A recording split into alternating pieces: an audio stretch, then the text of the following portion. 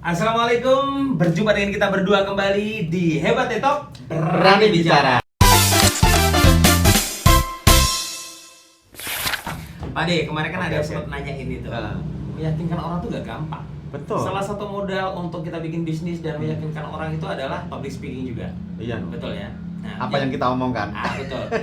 Berarti pertanyaannya adalah yang kemarin itu, nyalanya itu. Ini loh. Kita biar bisa dipercaya orang selain kita jujur tadi ya. Betul. Itu nomor satu jujur, Bro. Yes. Terus tampilan kita juga Ya. meyakinkan. Terus cara ngomongnya, Bro. Yes, Nah. sebenarnya teknik dasarnya simple Pak De. Hah? Ya, ini bisa dipelajari banyak orang juga. Kalau mau searching di Google banyak juga. Tapi kalau berdasarkan pengalamannya Esa Ya. sendiri, selama ini seandainya Esa tahu kan pernah kan lihat aku bareng ngobrol sama klien, kemudian mereka juga akhirnya deal gitu kan, sering juga. Nah, itu sebenarnya pertama yang perlu diketahui adalah kemampuan berbicara kita. Betul. Kita menyadari bahwa bagaimana cara kita berbicara baik dan benar itu yang pertama. Yang kedua itu adalah kenal ini lawan bicaramu itu siapa. Kita ngomong sama siapa nih? Apakah kita ngomong sama investor? Atau kita ngomong sama pembeli, ya, atau kita ngomong sama orang umum, sama teman. Fokus di saudara tadi, Bro. Oh, kalau misalnya sama saudara. Kalian nyari utangan tadi loh. Kan Berarti biar sebenarnya, ya. sebenarnya investor itu namanya.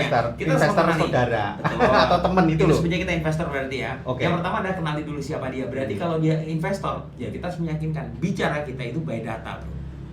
Gitu. Itu yang pertama, betul. Oke, yang kedua, kalau misalkan kamu sudah tahu, udah kenal siapa investormu, itu adalah tadi aku bilang kan harus ada data-data jelas. Misalkan, Bapak, Ibu, saya mau melakukan bisnis ini.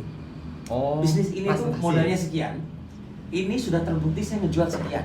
Oh gitu. Tapi karena ini belum bisa besar, kendala saya adalah karena tidak adanya modal. Oke. Artinya kalau misalkan secara estimasi hitungan matematikanya jelas, ya dia kan otomatis percaya dong. Oh, segitu ya. Mana buktinya? Tunjukin. Kalau perlu misalkan nomor rekening, ini loh transferannya by data.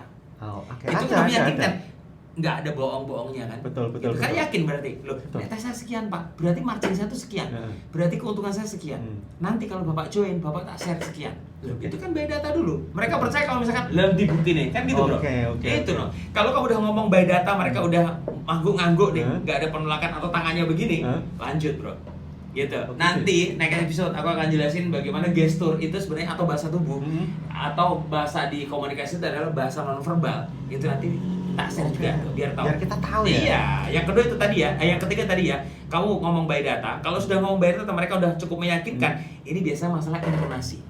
Oke. Kamu pernah nggak kalau ngomong diem tok gini? Ya Pak, Iya. jadi kalau saya bicara Pak, kami perusahaan kami sebenarnya nggak pernah kan? Iya, Pasti kaku. kamu begini kan, gerak. Iya. Iya Pak, jadi memang benar yang saya sampaikan. Nah, ini loh. Nggak gestur. boleh gini ya. Ya. Jadi sebenarnya PT Perfection itu adalah kan nggak pernah ngomong gitu kan. Aku Tapi- ngomong kan antusias. Iya betul gini Iya, ya. gerak maju ke depan. Kalau misalkan pas mendengarkan dia ngomong, kita dengarkan dia ngomong jangan begini bro. Oke. Ya, tapi pas kita ngomong kan pasti sih biasa begini nih, Iya. mendekat kan gitu. Tatapan mata. Tatapan mata, mendekat, gestur tubuh kita harus benar-benar hangat. Iya. Itu penting dan juga intonasi. Oke. Kalau ngomong terus naik turun. Ada saatnya ketika kita meyakinkan, misalnya bisnis saya ini Pak, ini saya yakin banget bakal meroket di tahun 2026. Nah kayak gitu bro. Beda ya? Beda. Misalnya bisnis saya Pak ini akan meroket di tahun 2026.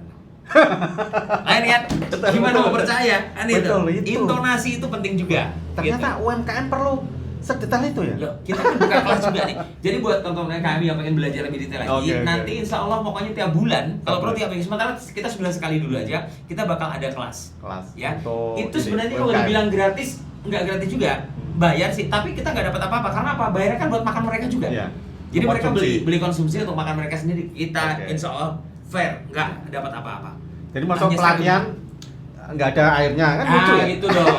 Ya, udah kita kasih ilmu tapi sana gratis lah. Udah kita ngasih ilmu, maksud yuk kita harus bayarin lagi gitu loh ya. Oke. Enggak lah, intinya kita udah sedekah ilmu ya teman-teman ya ada sedekahnya Oke. juga untuk diri sendiri, bukan Ya. untuk kita. Gitu ya, Bro ya. Betul. Menarik ya, Bro ya? Oke. Oke, berarti episode berikutnya kita akan ngebahas bagaimana cara kita mengenali bahasa-bahasa tubuh atau Bahasa bahasa tubuh. nonverbal. Biar kita paham kalau orang sedekah begini artinya apa, Oke. kalau orang begini artinya apa, kalau orang gini artinya apa, itu ada bahasanya, ada Oke, artinya. jadi kita bisa tahu ya. Bisa tahu banget Oke, ya. oke. Makanya ikutin terus Hebat Talk ya.